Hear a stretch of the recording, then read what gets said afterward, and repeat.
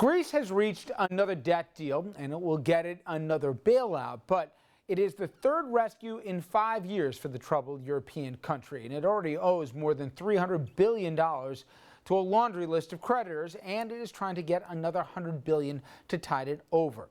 As part of the deal, it will have to put in yet more punishing austerity measures. Many say the spending and service cuts it's already instituted have made things, and possibly even worse, not better. A short time ago, I spoke to Nicholas Economides. He's professor of economics at the Stern School of Business.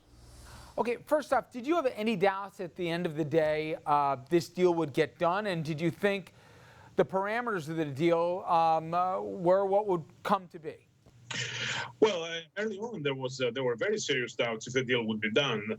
Now we are at a stage in which the deal has, at least the framework of the deal has been signed. So the details will be worked out. The Greek parliament is supposed to approve this by the end of the day tomorrow, and then the various other parliaments of the Eurozone are going to follow. Nicholas, what did you learn through this process about the Eurozone, and more specifically about the different coalitions that were really created about this, and the different lines in the sand that they were or weren't willing to cross? Because, as many folks know, we may be talking about Greece now, but very conceivably we could be talking about Italy or Portugal or other nations here if their own economic prospects don't improve.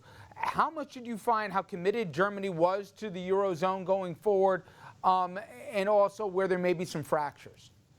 Well, one has to keep in mind that the various countries of the Eurozone are different, and they have big differences between them, much bigger differences than the states of the United States. Now they're bound by the single currency. But keep in mind that we still don't have common taxation in Europe, and we don't have transfers across countries. So how can this work? The only way that it can work is if everybody follows the rules. So when Greece deviated a lot from the rules, that was a problem. And I can see it not as a problem of the Europeans trying to punish Greece, but the Europeans trying to make sure that the rules are followed. Because if the rules fall apart, then the Eurozone is going to fall apart immediately. So there had to be an adjustment, and the adjustment could mean, and it did mean, a large amount of austerity very suddenly for a number of years on Greece. And of course, the population has suffered because the average person could not understand and does not understand why he is poorer today than in 2009. And it's easy for me as an economist to tell him, look, I mean, your 2009 prosperity was fake, was based on borrowed money for the wrong reasons. But it's easy for me to say, but the average person will not accept it. Will not accept that he's now 25% poorer because of some mistake made by a government in 2009 or 2010. Finally, Nicholas, a lot of the world learned for the first time about the new prime minister in Greece. Did he play his hand as well as he could have? There was a high-wire act of sorts that he did.